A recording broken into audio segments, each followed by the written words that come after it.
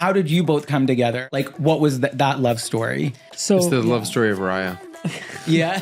we had like a 4 or 5 hour first date, and then I thought it went really well. And then at the end, he decided to just shake my hand. I'm And too then- pale for him. He likes me to Yeah. tan. He literally tells me to tan because he doesn't like pale. I'd like more brown.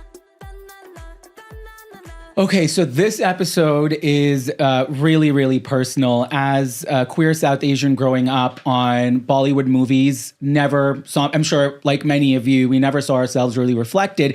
And we saw these really beautiful love stories, but it always left me very confused. Like, where does mine fit in? And could I ever have this big theatrical wedding? And will my parents celebrate it? And will all my family be there? And all these questions. And so I never thought I'd see that reflected back. I dreamt about it a lot. I never thought it would happen. And then enter this incredible rom-com that's just redefined the entire genre called A Nice Indian Boy.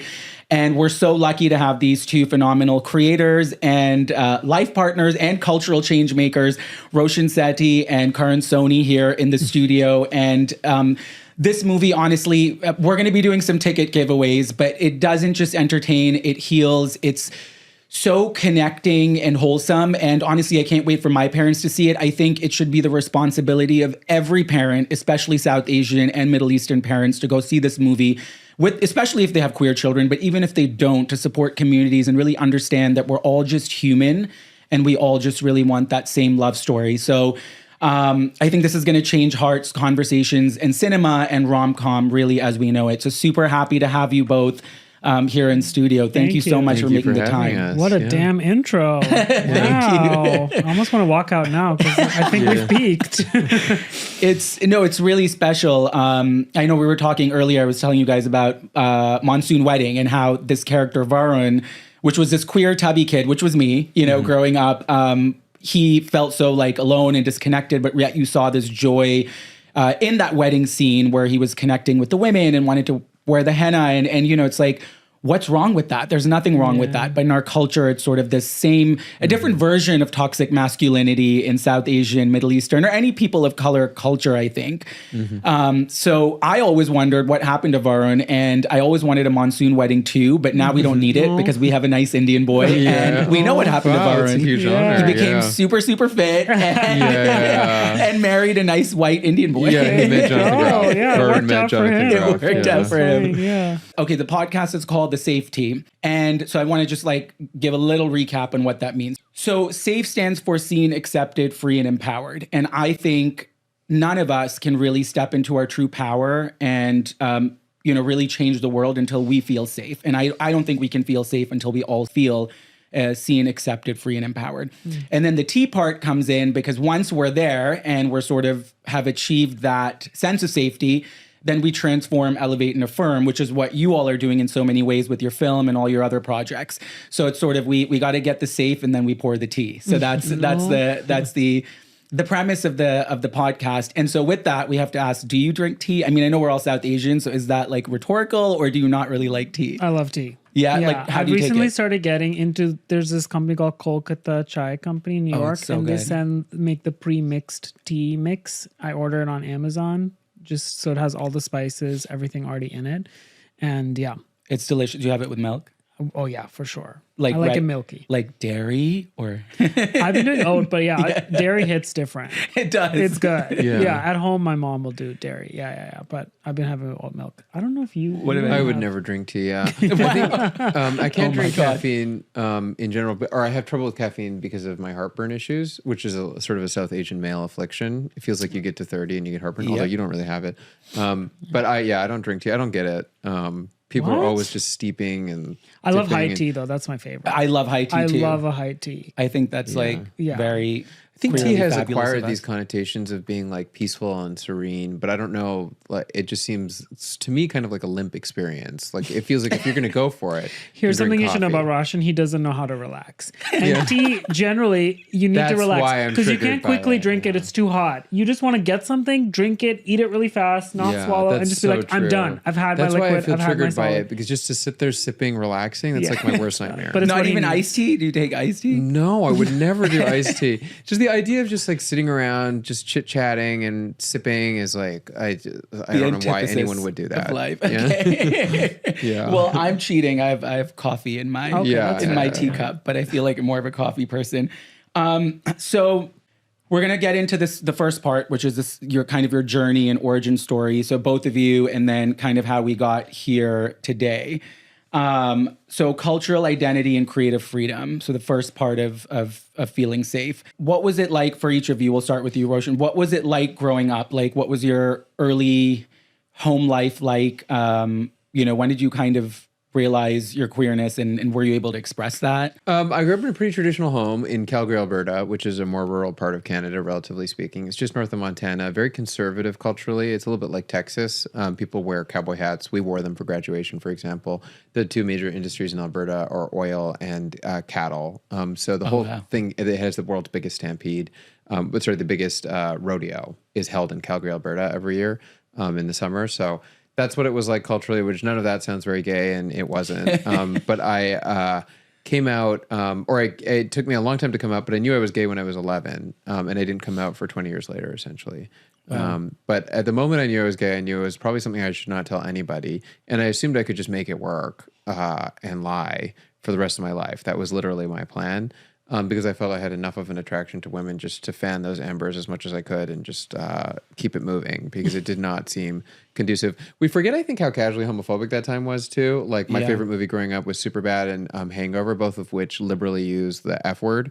And they're throughout both of those movies. If you rewatch them, the first line of The Hangover is paging Dr. Faggot. We all forget that. That doesn't stay in our head because we've moved on, we think, to a more progressive time.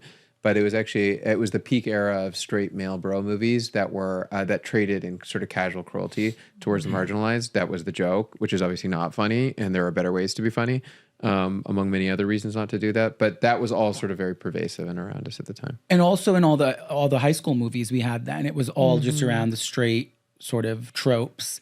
And the queer people were sort of these outcasts, so we didn't really have anything. It was like very shameful to be queer. It was like, oh, did you hear that character's dad is gay? They caught him kissing another man, and then like the jock isn't. This is the OC. The jock is really embarrassed because his dad is kissing someone at the car dealership secretly, and you're like, oh no, how's the jock gonna handle a gay dad? I had a crush on all the dads in the OC. Oh my gosh, I'm obsessed with the OC. Daddy issues from an early age. I don't find any of them attractive. I didn't find any of the people in high school, those high school movies, attractive either. Looking back, I just think it's kind of dumb. We were in an era where the height of comedy was straight male comedy. So it was Judd Apatow, basically, and all of his ilk. But that stuff actually isn't that funny. What was very common in that era also was that people would say out loud, women aren't funny. There was a whole article Christopher Hitchens wrote that, and now the only funny people we know are women, but that's how much they dominated culture at the time. And you go back and you look at that humor, you can watch Knocked Up and not laugh once because it's actually it's just mean. It's not funny. It's just like the obvious, crass, mean thing. But I think humor has actually gotten a lot more sophisticated and a lot more interesting as it has admitted women in minorities and women who are minorities. The one movie from that era that I think is so funny still is 40-Year-Old Virgin. Yes. But that's because it takes the opposite. It's like a male man who isn't macho. Emasculated. Yes. Yeah. And he's like trying to sensitive and he's like, and it's so good still, but it's also the essence of because that's Steve not Carell. the frat bro It's humor. not the frat. That's him like trying to describe why he loves breasts, but he's never held one. And he's it's like a bag of sand. It's amazing. Like that's funny. And that really remains funny. Yeah. But then you go watch Knocked Up and they're like, God, I jacked off to this woman last night. And it's like, haha, what's funny? Where's the joke? Yeah. But the turning point to me is Bridesmaids, because Bridesmaids introduced us to what is actually funny. Like we'd been suffering under the Judd Apatow like fake laughing for a decade. And then Bridesmaids suddenly like we were watching really funny people grounded in emotional reality and not in cruelty, which was the trading.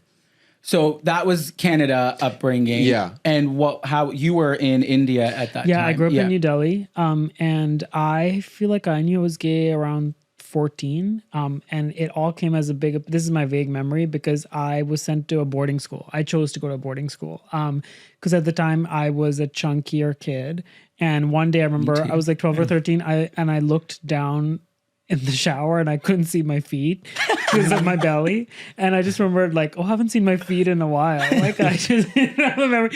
But I also had like a hard beer belly, like not like soft. That's what so it was Indians like a dad gut. Oh God, at 14. And it was like all there at 14. And I love sugar. And we were talking about that too. And at one point, like, the more you eat, like at a certain point, you need more almost to feel the sweetness. Yeah. So at one point, cereal wasn't sweet enough for me. So my mom would melt vanilla ice cream instead of milk and then put the cereal. Oh my God. And I was like, now it tastes good. And so it was getting really bad. And so I, for a year, tried to just play sports, but I like never liked it because I was like heavier. I couldn't like move. It was like a disaster. And then my parents were like, we found this school and it's like a boarding school that you also have to like exercise there. And like, so you exercised 4 hours a day then went to regular school. And at the, I remember walking the campus, and the two things that got me was that the classrooms had air conditioning, which was a big deal because my previous school just had fans. And in Indian summers and stuff, it's so hot. And then the other thing was that there were 4 houses, and I loved Harry Potter. So that it just felt like I was going to Hogwarts or something. Anyways, I went to this and I lived with all boys in the boys' dorm, and they were all like showering. Ooh, how was that? And I was like, oh no, what's happening? So that was like the first feeling, which was around that age. And then same as Roshan, I was like, there's just no way that I can live. Like, I just was like, I just have to suppress this. It's wrong. All of this stuff. And I came to America with that mindset. So I came here to go to USC for college. And I remember my first week in school, I saw a lesbian couple holding hands, like in the quad or whatever. And I followed them for like a good 15, 20 minutes, wherever they were going. Because I was like, how is this allowed? My mind was blown. I was like, there's no way people are going to be okay with this. And I kept waiting to be like, where's the protest? Like, what's going to happen? Are they going to get arrested? And they were like so protest? cool. Like they just were living their life completely free. And I just remember like after following them for a while, I was like, I think it's fine. And I just remember my mind being completely blown. And it's such a crazy thing because we're talking a lot with a nice Indian boy of just like never seeing certain images, like a same sex Indian wedding or all these things. But it actually is so important because for me, I just remember like it was such a benign, normal thing to women holding hands, but it was the coolest, most revolutionary thing I'd seen because in India, I had never seen a couple, a same sex couple. Yeah. And so you had seen men holding hands all the time, which is the fascinating thing. Pakistan too. Yeah, and the Middle East. Yeah. I mean, in Dubai, they greet each other and they rub their noses, together. What? Yeah. That's even more. They rub their noses and their lips are like their lips are no contact. No contact. Yeah, they rub their noses and one of them gets down on their knees and. Oh my God! And do they do cheek? I think that's a nice Arab boy part. Do they do cheek to cheek at all, or it's just nose? I think it's just nose. Each like Gulf country has its own, but I'm pretty sure UAE, if you're like Emirati, that's sort of the greeting. Isn't that kind of healthy that the straight men can express their physical affection? I think it is. And I think if we look back at ancient Roman, Greek culture, it was like, first of all, homosexuality was very normal. Mm-hmm. It was like you could have children and have a woman and have a man. And, there was all kinds of cultural things. Yeah. But I think men were just much more expressive. And you look at those vases and they're just covered in daddies and twinks chasing each other just around. And I saw one vase with a twink being shared by 2 daddies. I was like, these guys were like at it. Like nothing has changed. And the bats and everything that they had. Yeah. But so at this point, so obviously you were still not out at all. No. And then I decided to experiment when I was 18, freshman year. I just told a few people in school, and I was expecting it to go badly, but it didn't at all. And then I remember at the time I came as an international student, so I was always meant to go back to India. So I just remember being like, okay, I'll be gay for 4 years at USC in LA. And then that's it. Married. But I remember being like, that's great too. Because at the time I was like, I was not going to do any of this. And then I went home that first semester in December for the holiday back to Delhi. And the entire 2 long plane rides, I kept being like, just tamp it back in. Like put it back in. Like don't tell your parents. And then it was so interesting, like I'm very close to my mom and she had really missed me a lot. And so she was asking all these questions of like, how it was and all of that stuff. And then I was telling her all these like benign things, but the biggest thing was that I had, had this moment and it hadn't gone badly or anything. And for whatever reason, all the self-talk to myself to not say anything, I just blurted out and I'm gay. Wow. And then that's she incredible. got really dark. And then she was like very happy. And then she was like very still. And she was like, I'm going to go talk to your dad. And then I immediately was like, why did I do that? Because I was only home for 10 days. So I was like, why did I have to do that? And then my dad had his own business at the time. He worked 7 days a week and he didn't go to work that day. So I knew it was bad. And then they locked their bedroom door and they were up on the computer. I learned later, and I just was so anxious and stressed. And then they basically came out and they were like, you're going to get AIDS. And like, they had read all these like things or whatever. It's all fear. Yeah. And then they were like, you've been corrupted and like all this stuff by California and like all this stuff. And my parents, by the way, are very liberal. So it was interesting that even for them, their initial reaction was that. And then they called like a local doctor who was going to see me and like all of this stuff. And I just remember being like, this is really bad. And then they were helping me pay for school. So I was kind of stuck. There was like no way, if they didn't approve, that I was going to come back to LA. And then I remember it was like very bad for a little bit. And then I just, for some part of me just said, can I go to a therapist instead of this doctor? And therapy was like a big like no. Of course, yeah, in our culture. Yeah. And so it was almost considered like, oh, there's something wrong with you, so you'll go to therapy. But something in me just felt like the doctor felt like conversion therapy more. And I was like, maybe I'll just go to therapist. I don't know why I said that. And then they found this therapist, this woman in Delhi. I don't know where they found her, whatever, because it could have gone also at that time either way. It was 2008. And the therapist could have just gaslit me and told me that I was like wrong or something. But I went to her and I just like started crying and I was like, I have this problem. And then she just was like, you don't have a problem. She's like, I've heard the whole story. She's like, the parents have a problem. And I was like, good on her. She's like, I need to talk to them. And I was like, there's no way they're going to come into this office. And I remember her therapist's office had a back door so you could enter secretly. So people didn't see you enter from the front because people would gossip that you're going to therapy or whatever. So anyway, she was like, don't worry, I'm going to tell them I need to give you your diagnosis in person. So that's what's going to get them in here. And she's like, then I'll speak to them or whatever.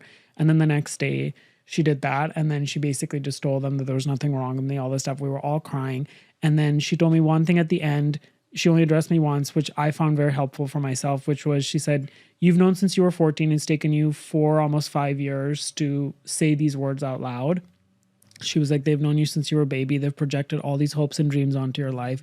She's like, they just found this information out. You have to at least give them the same amount of time it took you to do the mental math to accept it. So she was like, for the next 4 years, they can say homophobic things. You cannot get mad at them. You can like gently explain what what they're saying is wrong or whatever. And you have to be very patient. And then at the end of those 4 years, she's like, if they're still stuck in this dynamic, you can go ahead and be rude. But she's like, at least give them the same amount of time they gave yourself. And I remember it was such a big thing for me to hear that. Because I think for me personally, when I had made the math of like, I want to say this, and I felt so good sharing it with people in college, it was so hurtful to be like, oh, but your parents don't accept it. But I had not given them the time to adjust to it. And it only took 6 months, luckily. We didn't talk about it for the next 6 months. And then at one point, they just called me and very shyly were like, we're okay with it. And then that was that. That's beautiful. I think, are you still in touch with that therapist? Because I think I have no idea. She needs to watch A Nice Indian Boy. That would be so sweet. Yeah. What's her name? Do you know? I have no idea. Because you know when you're in that trauma mode, everything is just, I just vaguely remember she had short hair. My dad. Of course she had short hair. Yeah. It feels right. It's like, she looked like Shabana Azmi. That's what I feel like. Yeah. That's incredible. I mean, honestly, it must have been also such a relief because at that you were 21. I was 19. 19. So to be able to, at that, because for me it wasn't until 36 that I had the official conversation with my parents. And, not poor them, but maybe for the South Asian parents watching, they'll feel they can commiserate. But my sister is the eldest, I'm the youngest, and we're 4, and she's a lesbian and I'm gay. So, my poor Muslim Pakistani parents. They really got introduced to the West. Yeah, exactly. So, but she sort of paved the way in her 20s and was very bold and outspoken. And I didn't even tell my sister I was gay till like I was almost 30. And she's like, why the fuck wouldn't you tell me you're like, what? I'm a lesbian. But you're just, like you said, until you're ready, you're not ready. But I think it's so beautiful that you, even though it was probably so tough at 19, that you had that experience then, because then you have been able to lead sort of such a full life. I think my therapist and I talk about it all the time, but she was like, she's like, you really care about being authentic and not like being real, but specifically with my mom. I'm like very close to my mom. So it was like so interesting that the entire 28 hour journey to Delhi from LA, I was like just never bring up this again. And the minute I saw her, I couldn't keep it inside because it's how much I love her and I care about that relationship. I could not lie to her about this thing that had happened, even though practically it would have been so easy for me to not say anything. I was home for 10 days. Like I could have just lied some more. I'd been doing it for 4 years, but ultimately, I think it's a testament also to like how much I love my mom that I just couldn't. And her energy that you felt so, close and connected. I think I was so close to my parents, but I distanced myself because I was hiding this part of me. So when I went home for holidays, I couldn't share who I was. So I would shut down. And I remember they would always be like, why are you so distant? Is everything okay? They would ask my siblings, is everything okay with him? But I just never wanted to be home. And I went into this mode of like, I hate them instead of giving them a chance. So I do think, I think in all this, like, especially here in US culture, it's a little bit different than people of color culture, especially South Asian. And I do think we have to give our parents an opportunity because I think it all comes from a basis of fear. Like you said, they went right to AIDS and like, what is society going to think? And we have to realize like they were raised a certain way and that's what they were taught and told. And so I do think we have to give them grace and space and it's not just like, you don't accept me, F you, I'm out. It's sort of, we also have to make an effort. So I think that's really beautiful. But I want to also ask about career as well, because I think you started acting at an earlier age and got into film, but you went to med school and I think Harvard also, right? Yeah. So you really went the traditional brown, parents are going to be so proud route. So tell me did you feel like that pressure at home or you actually genuinely wanted to be a doctor? I pursued both careers simultaneously and still do both careers. So I began medical school at the exact time that I began entering Hollywood. And then I continued both concurrently over the course of medical school, residency. I didn't do fellowship, but I took a year off to do research and then being an attending. Through all of those steps, I was doing both careers at the same time. I did want to be a doctor because I grew up in my mom's clinic and she made medicine feel like it actually is, which is a very noble and altruistic profession, very grounded in service, all things that I was attracted to. But I did also have a creative side that my mom, who is an immigrant, focused on survival, didn't see as being very conducive to survival. But I ended up finding a way to do both. I was told by many people, more than my mother. My mother has never said, there's no way for you to do both. You'll never do it. But everybody else did. When I first started in medical school saying that I wanted to be a screenwriter and or director, everybody was like, how on earth are you going to make those two things work? And I had no plan whatsoever, but I found a way to make them work. Part of the reason I did go to medicine and was so focused on going to medicine is that I was gay, and it made me extraordinarily ambitious. And if I'd been straight, I'd be a radiologist at Kaiser. I'd have 2 kids, and I wouldn't be up to anything in terms of creative stuff. I'd be so chill. Maybe they have a full life. No, I mean, I don't think they want all of this because what people see on the outside as a frenzy of achievement or accomplishment, on the inside is actually very dark. I'm just like consumed by a persistent feeling of failure and low self-worth because I was gay and lying about it for so long. So it's like, if you want this twisted psychology, then come on in. It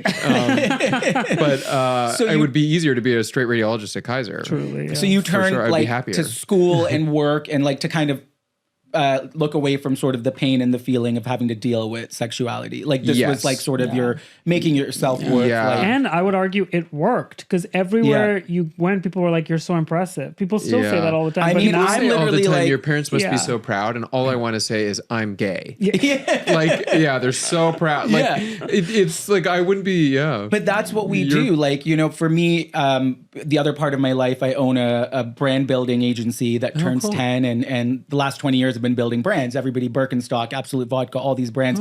My parents don't understand what I do, but it's because it's still a creative field.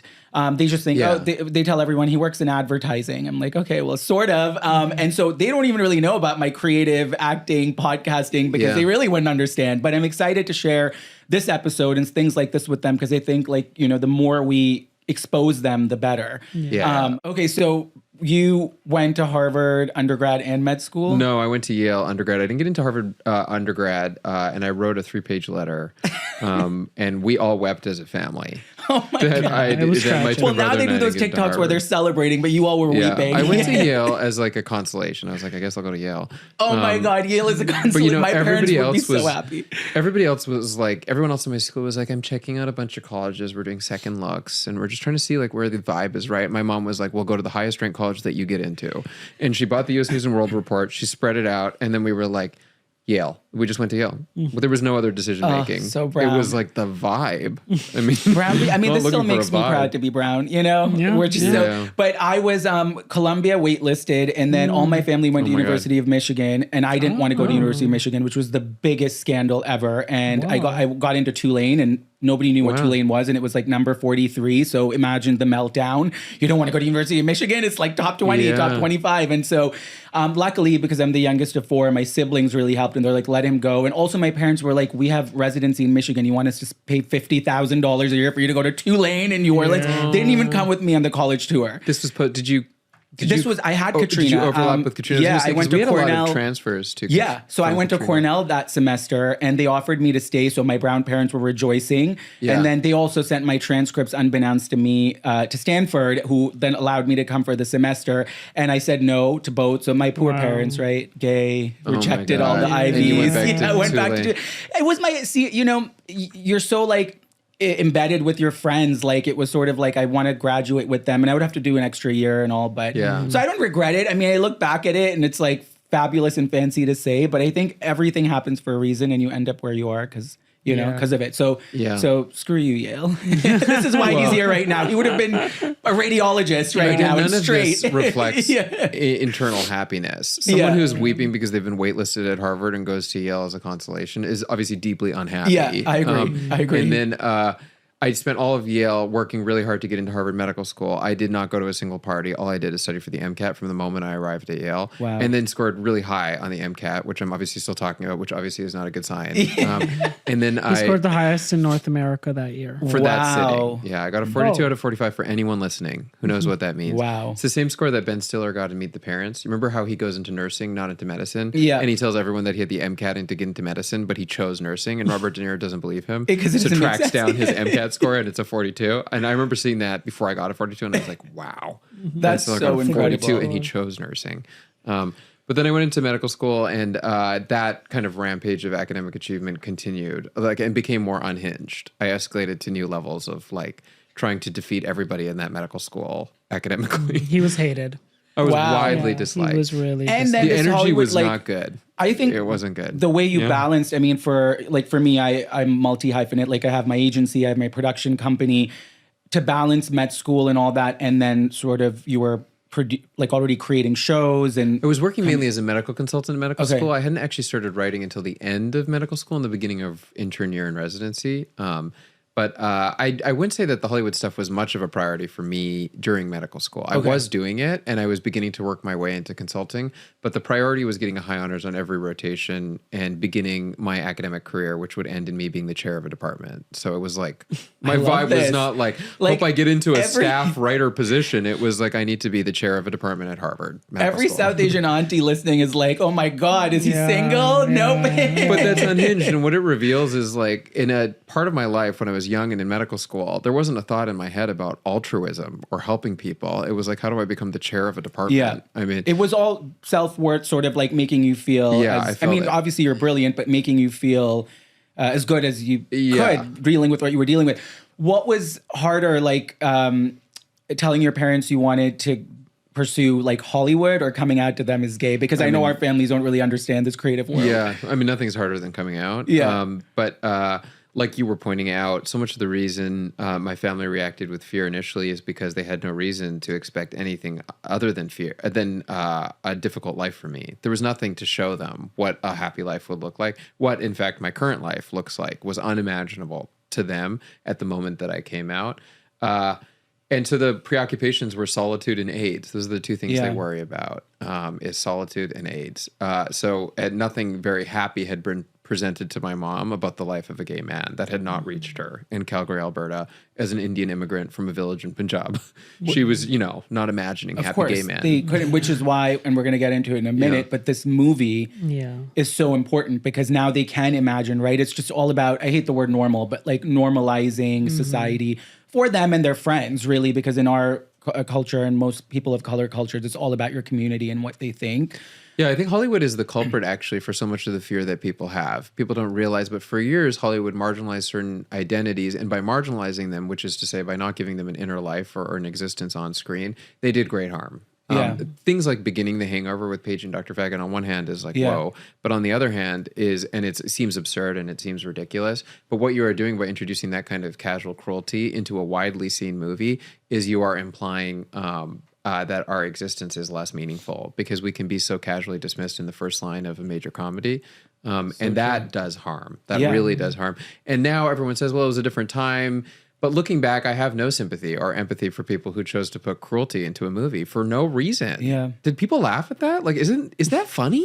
Like, I don't even know if that's funny. Not at all. If you put aside all the politics of it. But yeah, so much of the fear that exists around all the things that are paralyzing society right now, queer people, trans people, immigrants, all of that stuff, that I think you can lay at the doorstep of Hollywood. Yeah. They are 100% responsible for that. And why we need movies like this and why independent film is important, always the future. But before we jump into Nice But Indian Anora Boy. is an independent film that contains the F word. There's 2 instances of faggot in Oh, that in movie. Anora? I didn't even realize that. Yeah, it comes, and there's no point to it. There is no because point that's to unfortunate because it and is I think they would beautiful argue that movie. those people would say it. Great. Why do I need to hear it? Yeah, that's why true. Because it didn't contribute to the storyline, so we didn't. But yeah, I mean, I think it's unfortunate because then you have obviously amazing talents like Mikey Madison, right? So yeah, I mean, it still paved the way at the Oscars to show us that independent cinema is where it's at.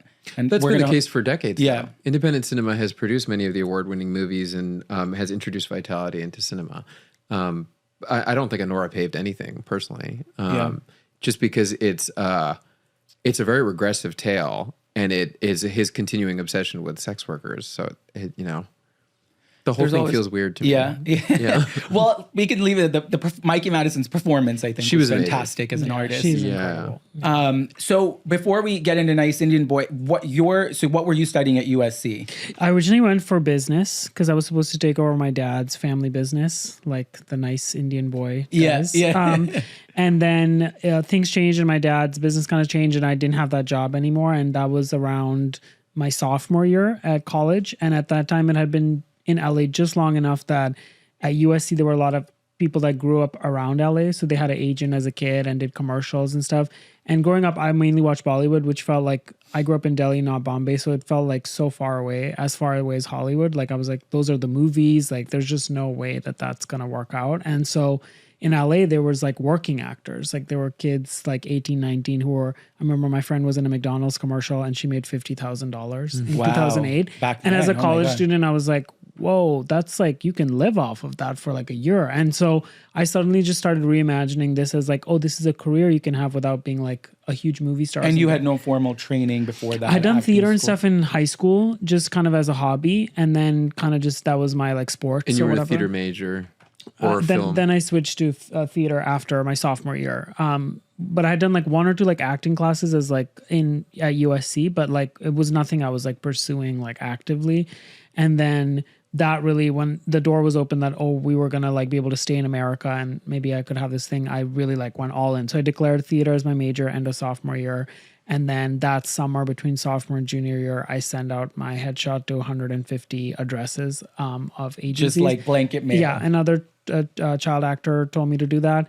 And then that summer I was interning. And so I was in LA and then I got a very small agent who started sending me on commercial auditions. And then I started auditioning junior, senior year of college and then got into SAG and got my first 2 movie jobs in college before I graduated. That's incredible. So it wasn't enough to live off of, but it was enough that I could be like, okay, there's something here. Yeah. Like it's not a complete, but I almost quit before college acting because once a week, everyone kept being like, it's such a hard industry, blah, blah, blah. And I was like, yeah, sure, but I still want to do it. And then going on 1 audition a week for 2 years, my junior, senior year of college and not getting anything, it started really being like, you just start being like, maybe I'm bad at this. And like, it starts being like very depressing. And it was happening at the same time that all the people that I was in theater school with were like doing plays at school and being creative. And I was going and doing like a 2-line audition for Castle and like, you know, just like these random things, and it was not creatively fulfilling, and then I wasn't even getting that. So just like, I don't know what's happening. And I just was like, I think I can't do this. It's too hard. And then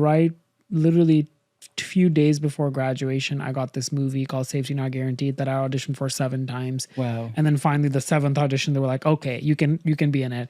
And that was filming at the same time as my finals week. Wow. And graduation. My parents were coming for graduation.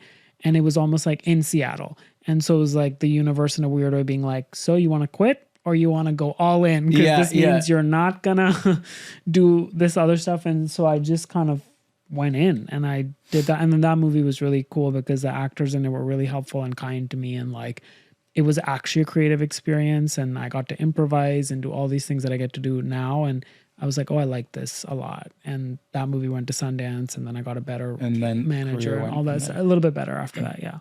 Well, we're happy you stuck it out, obviously. I was very close to not doing it. But yeah, the actors you have on set, when I just did my first movie, I got to work with Diane Guerrero, who's been doing this forever. And it was so nice to have somebody who was like thoughtful and holds space for you and did the scene that was like 3 lines but took me 2 hours because the director wasn't getting what he needed. Of course. And she's like, can we just improv? And oh my God, it was like, that was it. Yeah. Boom. Yeah. And we just started talking about Genie from Aladdin being Muslim, and I'm like, he is. And it was just really funny. And but that's so true and so important. And before we get into Nice Indian Boy, when you told your parents you were not going to do business and pursue acting, was that like another coming out? Or no, it wasn't. My parents, like I said, were very liberal. But what was interesting, my dad is very logic based. Roshan knows, and so he essentially was like, explain to me how this is a career and how you'll make money. And I actually am so grateful he said that, because this was right as I was about to declare my major, my end of my sophomore year. And I was in that college mindset. I was like, whatever, 19, 20 years old. And I was like, I just want to be an artist and I just want to be creative. And I wasn't thinking practically, what does that even mean? And I did need, and you know, colleges, they honestly don't want you to think practically for those majors, I think. Because then if you start looking at how much money you're spending to get this degree and how hard it is to make it in that industry, I think you'd be like, oh, no. Maybe I shouldn't be in college, or maybe I should just try to pursue it without college or whatever.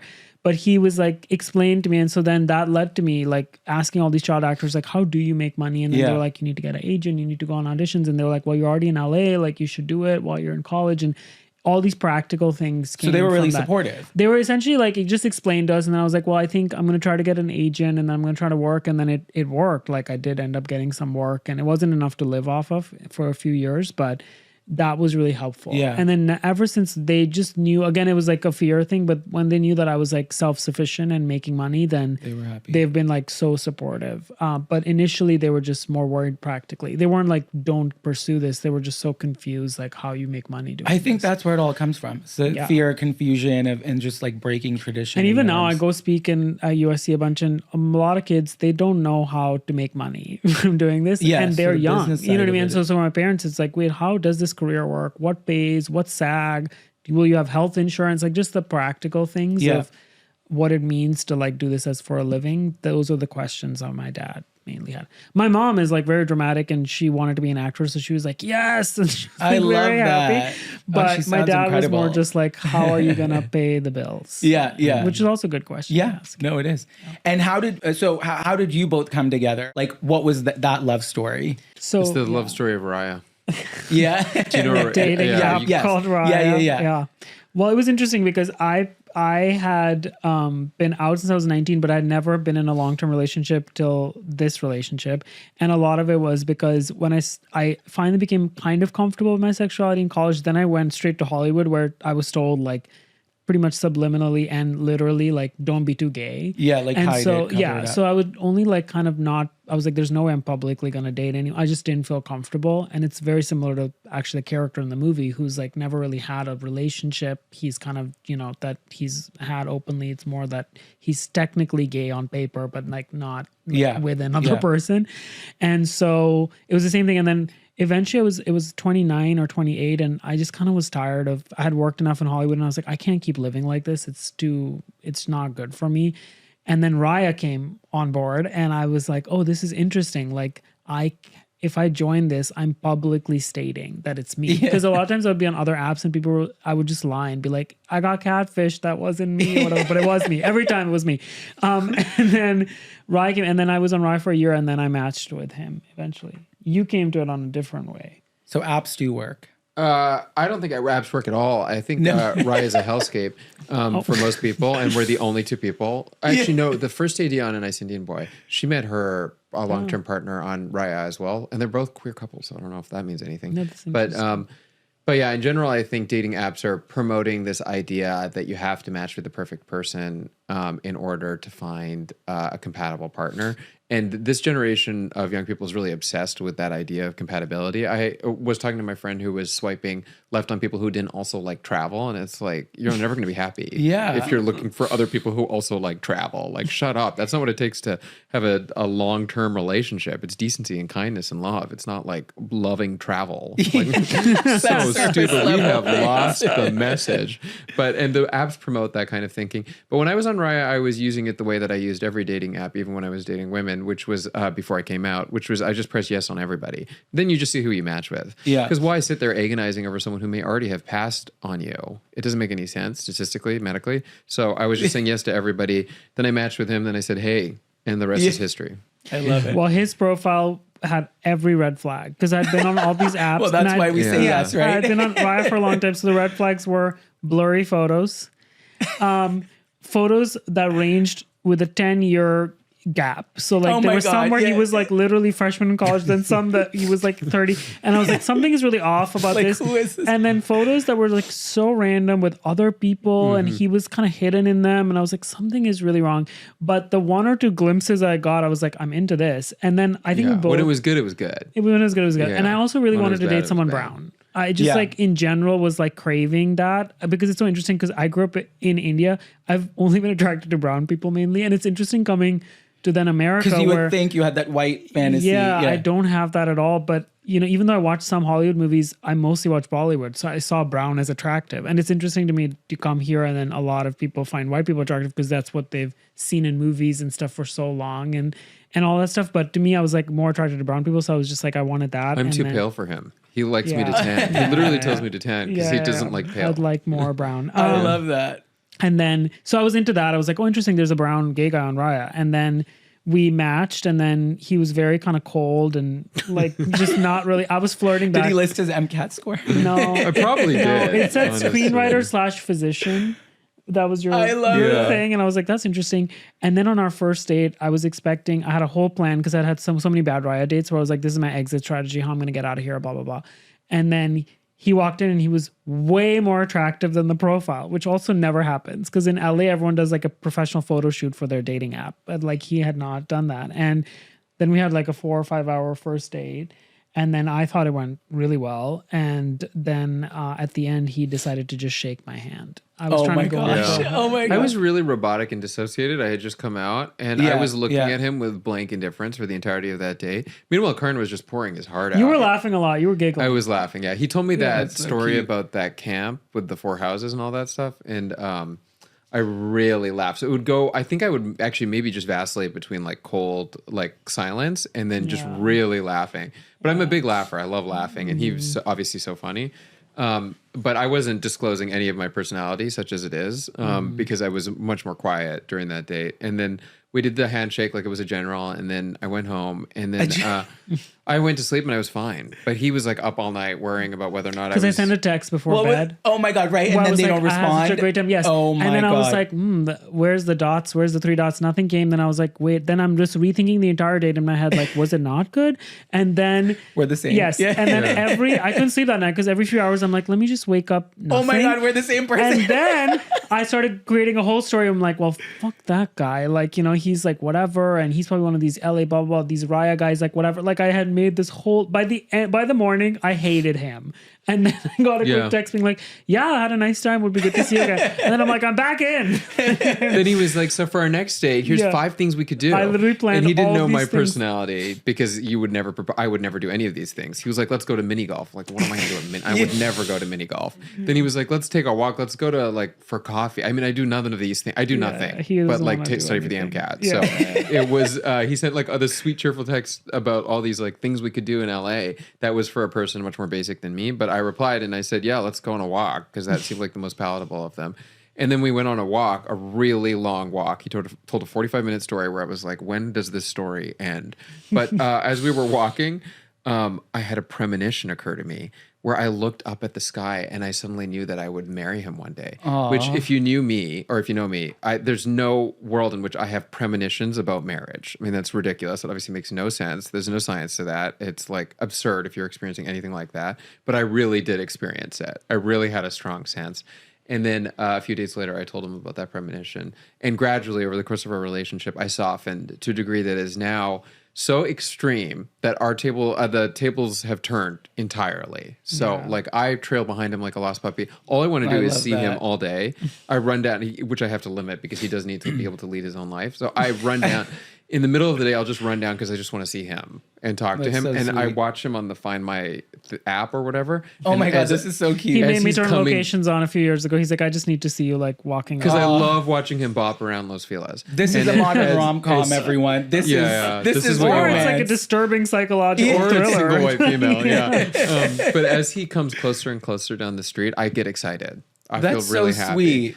But that is such a far cry from whatever I was showing on the first date. But I must have been feeling all of that on the first date. I just couldn't access it. I think for so long, because you were closeted and in medicine, you had created this facade of like, I don't care, I have no emotions. Coming undone. Yeah. And like, that was what I saw for the first year, maybe. Yeah. And then the minute, because this is your real self. You're actually me watching him come home on the Find Me app is who I actually am. Very warm. This is so cute. Yeah. When you felt safe, you started being like also, I think it's important. This is like redefining gay relationships. I think we have such a bad representation of gay dating and relationships. Everybody's like, it's so hard to date in LA, so hard to date in New York. And it's all this like sex and hookup culture. Yeah. So it's so refreshing to hear a story like this that sort of is Indian Bollywood-ish, which like is sort of exactly what DDLJ like today would be maybe is like your love story.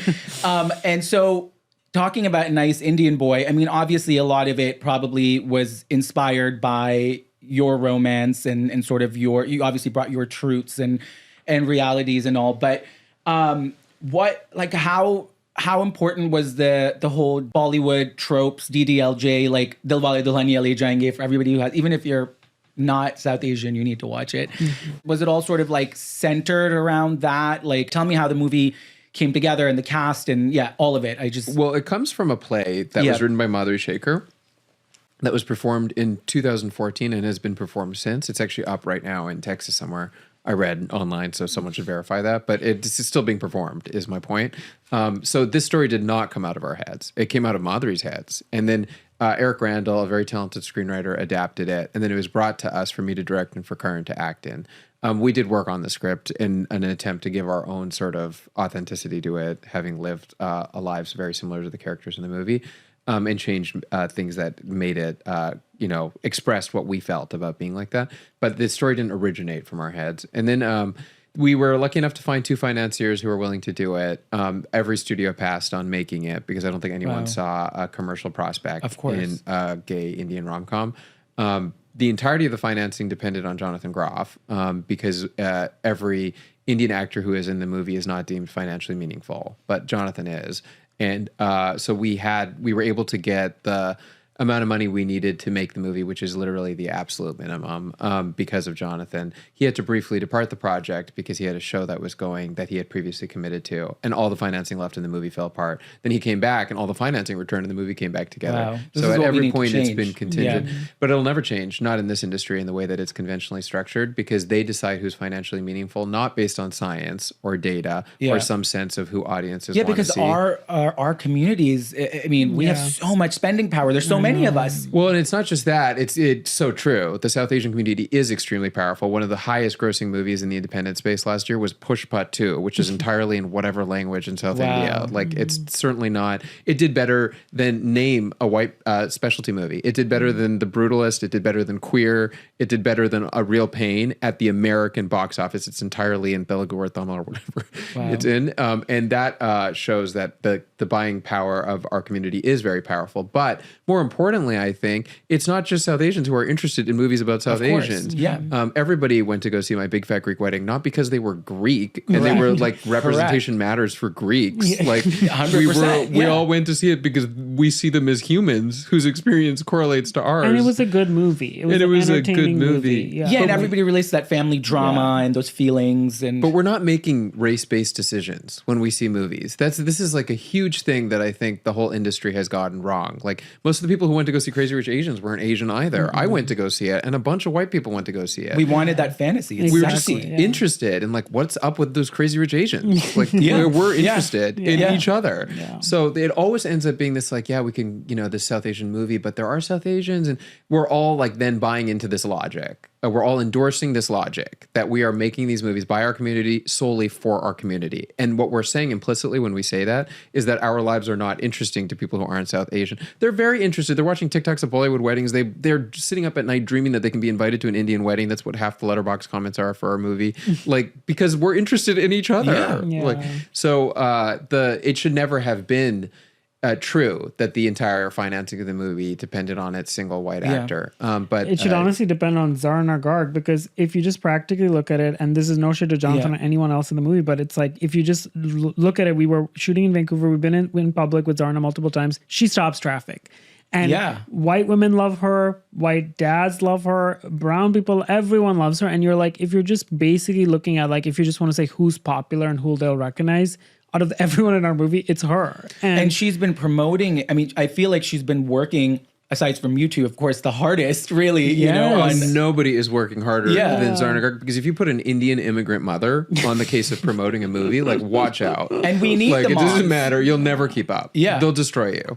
So you got the financing, and obviously that is part of the Transform, Elevate, Affirm, and something we need to change. And I know you all will actively be part of that. We can't change it. The only people who can change it are the white gatekeepers. That's the thing. We'll campaign for it. Right? We're all going to be active. But the reason I say that is because that's what I think is the most dysfunctional thing about the industry, is that the gatekeepers are arbitrarily deciding who has financial meaning in a way that we have no control over.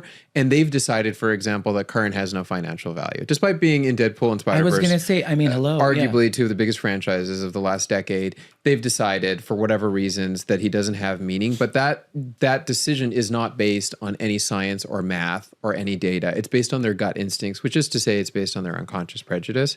So that's the thing that's so frustrating, is that our creative lives are in the hands of people who are making arbitrary, often prejudiced decisions. Well, hopefully the numbers from this movie, we're going to push hard, we'll hopefully make a little dent in that. I think the solution is actually to depart the industry altogether, as crazy as it sounds. I think that we've never actually had greater control over the means of distribution. You can actually now directly book your movie into theaters, and you can make your movie with private equity in ways that are much cheaper and more accessible than it ever has been. And the truth is that audiences actually do crave movies about other worlds and other communities 100%. And diverse entertainment. I think the smartest thing you can do is leave all of this behind and just make movies directly for those audiences. I think someone will do that. I love that. America right now is 45% minority. And over the next 10 or 15 years, this country will actually become minority white. So we're in a time of great flux. Part of what you're seeing with the Trump protecting whiteness campaign is because they know what's coming. Yep. They see what's written in the cards. And that's why it's not just making these movies, which we were lucky enough to push through a quote unquote conventional system. It's just finding ways to depart it entirely, because it is so utterly busted. The rot goes deep, deep down. That's my personal. No, I mean, thank you for sharing that. It's true. I think we need some big groundbreaking change, and that might be it. But that's why you guys have to keep doing what you're doing, and we have to keep doing what we're doing. Yeah. So in the casting of it all, like, was Zarna always the one? Or, I mean, she's, everybody loves her, right? She's the Indian auntie of all people in the world, I think, and such a cool mom and just person. But was she like, sort of, you were like, that's who it is? Not at the beginning. Because the role in the script, I think, is the hardest role in the movie, because she not only has to be funny, but by the end, she gives, without spoiling anything, the heart of the movie with this scene at the speech. And so it's a very hard acting role. It's not that easy to play. And so I think everyone was just like looking more at traditional actors, and she had never acted on film or anything before. And then it was eventually Roshan who was like, what about her? Because I think you saw something in her, I think, that she's just so even funny. I wasn't seeing. So real. You know, what's interesting is people don't really laugh at dialogue in movies. They laugh at people. When people are funny, they can say anything and they'll laugh at them. Kristen Wiig, Maya Rudolph. Yeah. We're laughing at them. We find them funny, not so much the lines. And that's really true of Zarna. The lines she says are very funny, but it's the way in which she says them that is just instantly funny. And that's such a rare quality. You can't really teach someone to be funny, but you can teach them to be dramatic, interestingly. Yeah. And you can elicit a dramatic performance from an unfunny person or a funny person, but you can't elicit a comedic performance from someone who is very good at drama, but isn't a funny person. So she, to me, felt like she had a rare quality. Also, she had this really devoted following. And, you know, there's a difference between name awareness. Like, everybody in America probably knows who Naomi Watts is. For just to name a random example of someone who has an independent film that's in theaters right now. But there's a difference between name awareness and then name awareness plus affection for someone. Yeah. And there's something about Zarna. People not only know who she is, but they have this bizarre affection for her that comes from feeling from Instagram like they know her. Like she is someone in their personal lives. Yeah, really connected. And there's a love for her. And I thought all of that would be powerful, which indeed it has proven to be.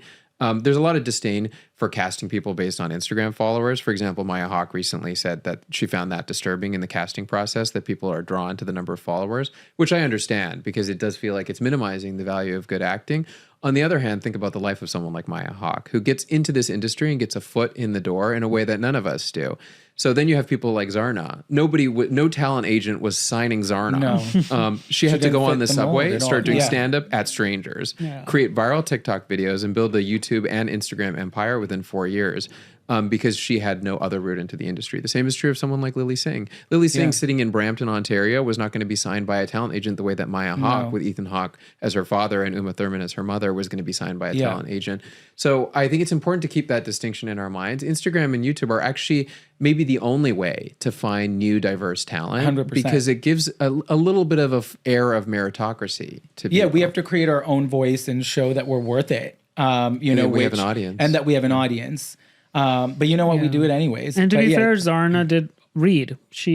We did a chemistry read on Zoom. Because I also, as an actor, do get very triggered because there is a whole bunch of producers that just look at a follower count and you can see it. The acting is bad. And I do think in general, the quality of acting is going down because there's no respect. There's like a lack of respect for acting and writing because you see some movies and you're like, no one cares. They've just regurgitated something out.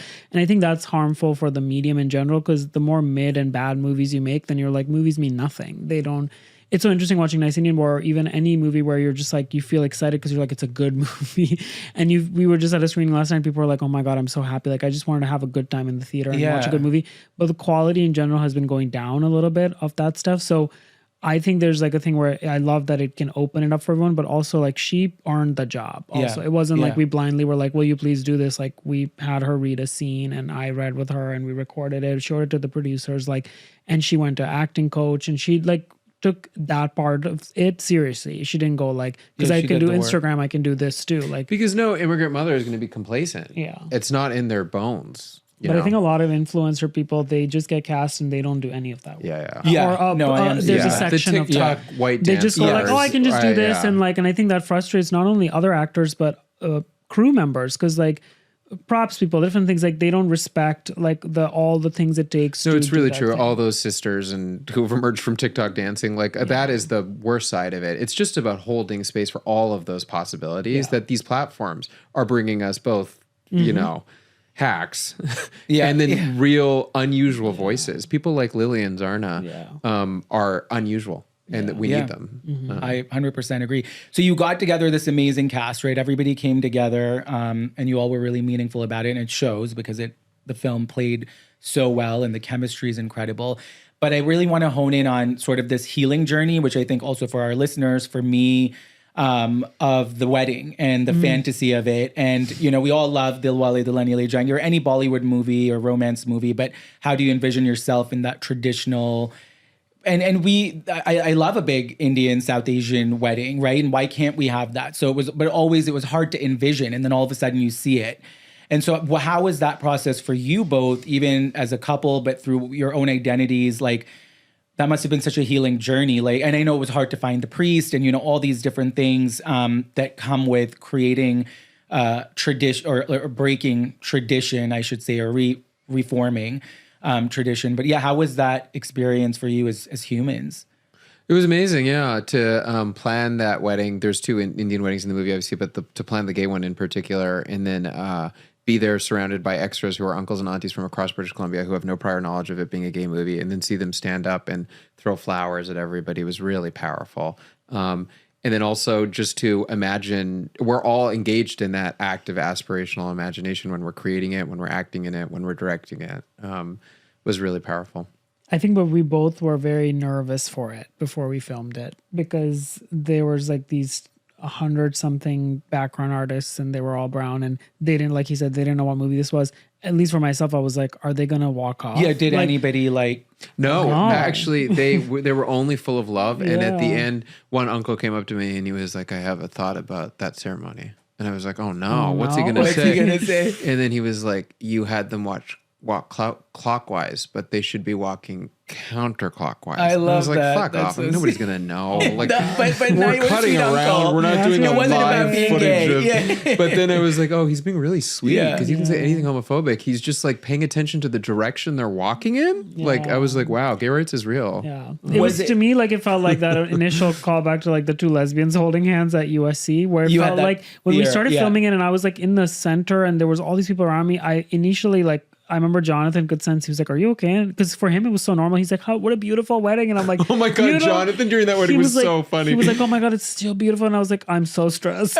He wasn't stressed at all. And then he was like, "Now we kissed, right?" Yeah, and I was like, "Jonathan, keep it down. Yeah. Don't say kiss." And Karan was like, "Maybe we shouldn't." Yeah, kiss in front of these people. So that kind of also feels like really real, you know. Exactly, so for you to have that experience in that moment was very real. Yeah, but then it ended up being ultimately very healing, and it's one of my favorite parts of the movie, seeing the movie too. Because it just even that image, the way Roshan edited and everything, like it's so kind of like it's every piece of it is paid respect to, and there's like a gentleness and like to that whole sequence and of the actual wedding ceremony, and it makes me emotional every time I watch it. It's just that shot of where they're walking away from their family behind them, and then they're surrounded by all the love of the people on either side of them.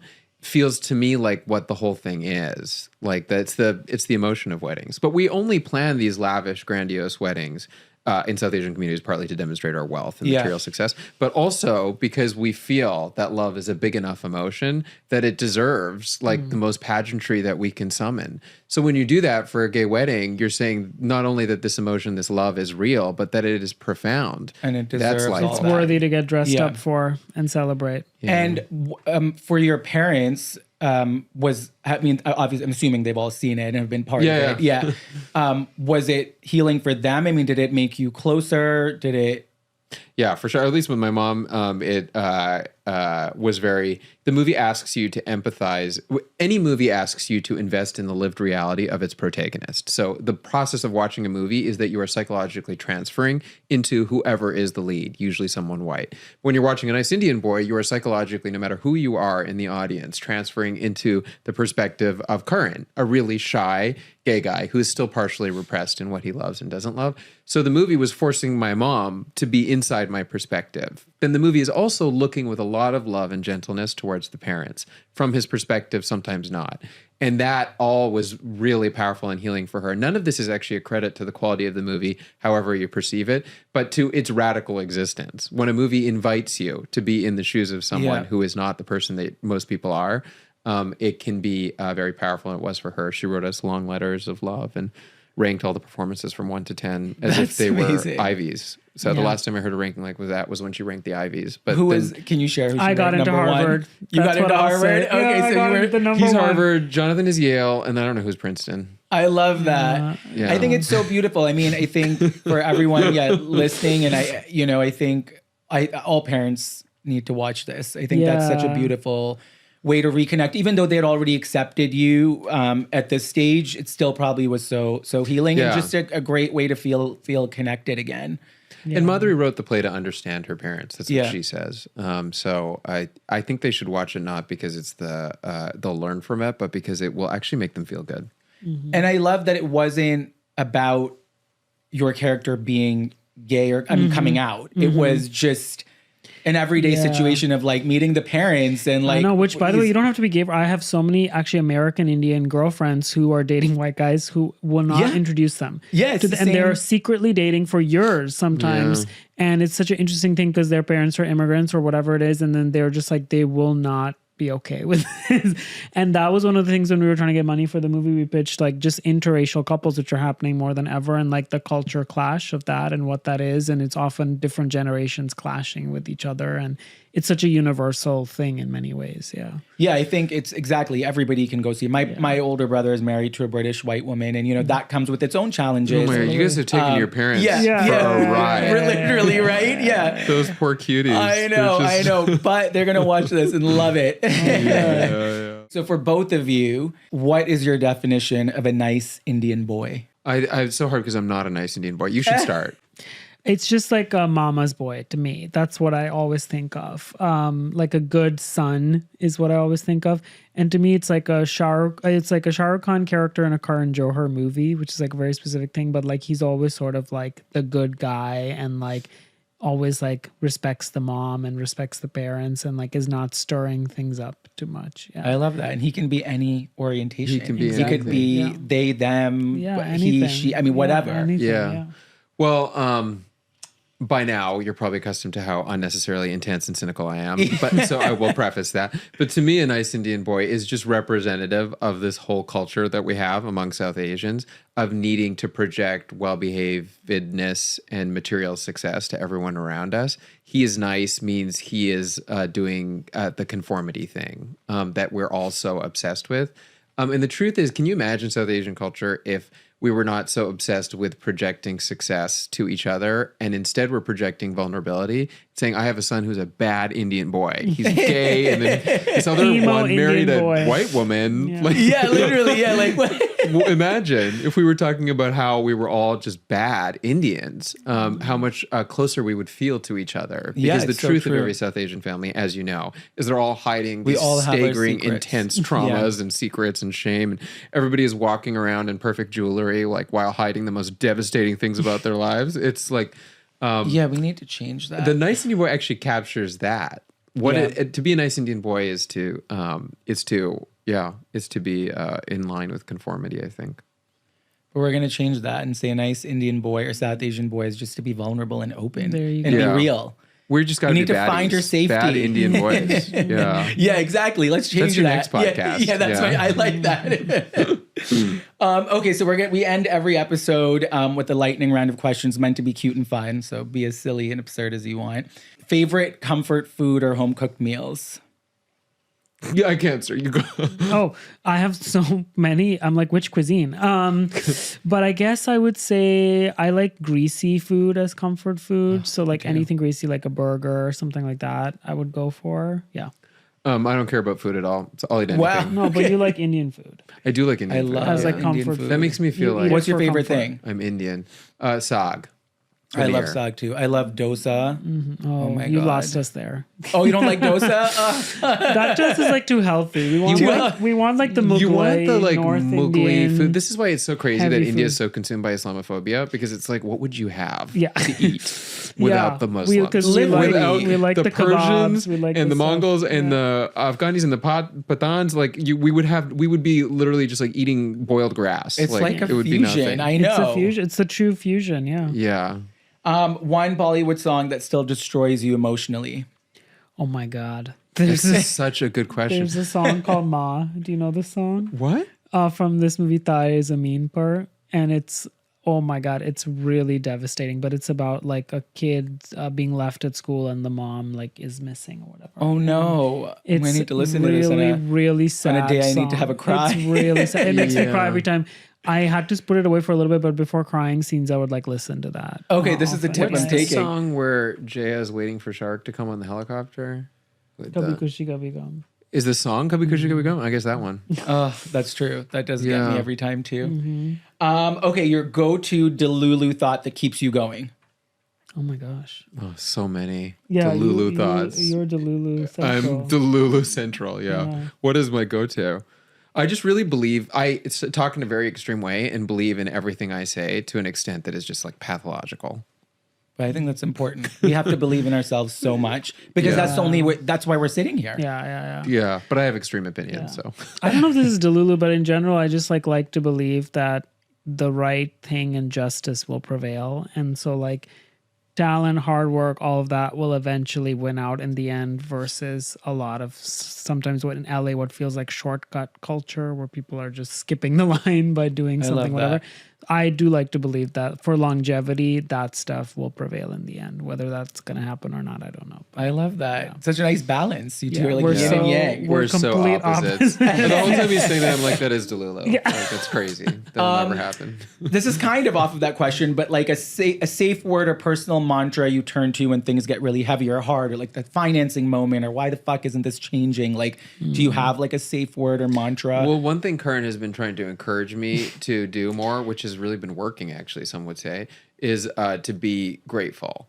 Because I spend so much time angry and intense, and I don't spend enough time thinking about the things that I'm really grateful for. And that you've already achieved, that you would have killed to have. Yeah, that I would have killed to have. But the whole feeling of the movie coming out, never minding whatever its perceived financial success, which won't be considerable, is, it's more just like the feeling of community that people have noticed and that love, and that it makes people feel soft and loving. That is so powerful. And I never would have thought that would happen when I was in the closet, much less before I had this career. So that's the thing I keep trying to return to, is the place of gratitude, which is not a place I'm in very often. I love that. But he's been encouraging me. Yeah. That's so sweet. Is it the same for you? No, mine is like something my therapist said like a while ago, where she was like, whenever something's happening, just remember nothing is as bad as it seems or as good as it seems. In the moment, it feels like the world is ending. Then 2-3 years later, you're like, it was a bad time. It wasn't as bad as I thought. Same with good things. Often in Hollywood, you're like, if I could only be in that movie or something. And then it happens and you're like, it was good. But in retrospect, it wasn't like, it didn't fix everything or change everything. It was like special, but it wasn't like in my head, I was like, this is it. If I'm in this thing, he's a really then good therapist. I need your therapist. She's full of all these things. Yeah, in the moment when it's happening, it feels like, oh my God, this is like the worst or the best. But actually, most things are not worst or best. They're kind of bad or good. They're like a little bit more in the middle. So it just reminds you in the bad times of like, oh, in a few years, this won't feel as bad. But it is feeling bad right now. But it'll feel like a bump in the road versus like the end of the road. Yeah. Yeah, mine's sort of like that. I just always remember this too shall pass, which I know is like a common phrase, but even when something good happens, it's so like, helpful, that phrase. Well, with the movie, when I landed that, or the festivals, like it's like exciting, but you know, this is going to pass too. Yeah. And then when shit goes crazy or investor falls through or whatever, same thing. And I think that keeps you so balanced.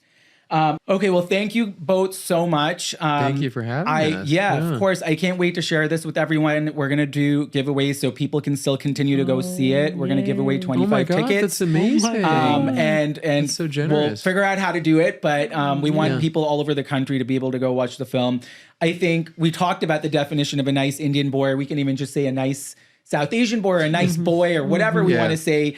I think you both have changed what that means. I think you have made so many people feel seen and heard, which is a huge part of this podcast, that safe part of it. And you helped rewrite this love story. And the two of you are reminding us that joy is powerful, love is resistance, and storytelling can heal. So thank you.